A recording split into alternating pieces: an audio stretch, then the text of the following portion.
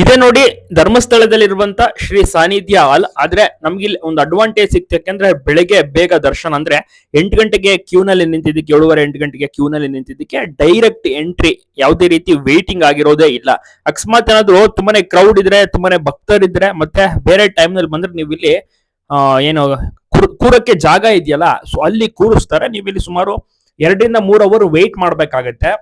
ಬಾಗಿಲು ಕ್ಲೋಸ್ ಮಾಡ್ಬಿಡ್ತಾರೆ. 1 by 1 ಏನ್ ಹಾಲ್ ನಲ್ಲಿ ಇರುತ್ತೆ, ಸುಮಾರು ಒಂದು 20 ರಿಂದ 25 ಹಾಲ್ಗಳಿದಾವೆ. ನೀವು ಇಲ್ಲಿ ಏನಾದ್ರು ಐಟಮ್ಸ್ ಬೇಕಾದ್ರೆ ಇಲ್ಲೇ ತಗೋಬಹುದು. ಶೌಚಾಲಯ ಇರುತ್ತೆ, ಮತ್ತೆ ಕುಡಿಯೋಕೆ ನೀರು ವ್ಯವಸ್ಥೆ ಇದೆ, AC ಫ್ಯಾನ್ ಎಲ್ಲವೂ ಕೂಡ ಇದೆ. 1 by 1 ಬಿಡ್ತಾ ಹೋಗ್ತಾರೆ. 1 ರಿಂದ 25 ಹಾಲ್ಗಳಿದಾವೆ. 1 by 1 ಟೈಮಿಂಗ್ಸ್ ಅಲ್ಲಿ ಟಿವಿಲಿ ಡಿಸ್ಪ್ಲೇ ಆಗ್ತಾ ಇರುತ್ತೆ, ಅವ್ರನ್ನ ಬಿಡ್ತಾ ಹೋಗ್ತಾರೆ. ಸುಮಾರು 2 ರಿಂದ 3 ಅವರ್ ವೇಟ್ ಮಾಡ್ಬೇಕಾಗುತ್ತೆ ಬೇರೆ ಟೈಮ್ ನಲ್ಲಿ ಬಂದ್ರೆ. ಆದ್ರೆ ನಮ್ಗೆ ಇಲ್ಲಿ ಬೆಳಗಿನ ಜಾವ ಬಂದಿದ್ದಕ್ಕೆ ಅಡ್ವಾಂಟೇಜ್ ನೋಡಿ, ಡೈರೆಕ್ಟ್ ಎಂಟ್ರಿ, ವೇಟ್ ಮಾಡ್ತಾನೆ ಇಲ್ಲ. ಕೇವಲ 20 ನಿಮಿಷದಲ್ಲಿ ಮಂಜುನಾಥ ಸ್ವಾಮಿಯ ದರ್ಶನವೂ ಸಹ ಆಗಾಯ್ತು. ಸೊ ನಿಜವಾಗ್ಲೂ ಕೂಡ ಈ ತರ ಬೇಗ ದರ್ಶನ ಆಗ್ಬೇಕು ಅಂದ್ರೆ ನೀವು ಬೆಳಗಿನ ಜಾವ ಚೂಸ್ ಮಾಡಬೇಕು ಟೈಮಿಂಗ್ಸ್ ನ. ಅದು ವೀಕ್ ಡೇಸ್ ಆಗಿರ್ಬೇಕು. ವೀಕೆಂಡ್ ಇನ್ನ ಜಾಸ್ತಿ ಜನ ಇರ್ತಾರೆ. ಸೊ ನೋಡಿ, ಇದು ದೇವಸ್ಥಾನ ಹಿಂಭಾಗದ ಒಂದು ಏನು ಕ್ಯೂಗೆ ನಿಂತ್ಕೊಳ್ಳೋಕೆ ರೆಡಿ ಆಗಾಯ್ತು, ಕಳಿಸ್ತಾ ಇದ್ದಾರೆ. ಡೈರೆಕ್ಟ್ ಎಂಟ್ರಿ, ಯಾವುದೇ ರೀತಿ ವೇಟಿಂಗ್ ಆಗಿಲ್ಲ, ಏನೂ ಕೂಡ ಇಲ್ಲ. ಕ್ಯೂ ನಲ್ಲಿ ಮೂವ್ ಆಗ್ತಾನೆ ಇರೋದು, ನಿಲ್ಲೋದು ಇಲ್ಲ ಕ್ಯೂ ನಲ್ಲಿ.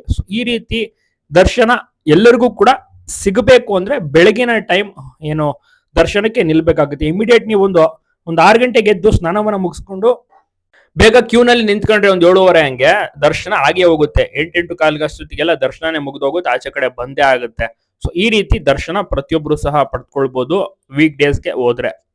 ನಂತರದಲ್ಲಿ ಏನು ಪ್ರಸಾದವನ್ನ ಸಹ ಸ್ವೀಕರಿಸಬಹುದು. ಸೊ ನೀವಿಲ್ಲಿ ನೋಡ್ತಾ ಇರ್ಬೋದು, ಹಿಂಭಾಗ ಬಂದೇ ಆಯ್ತು.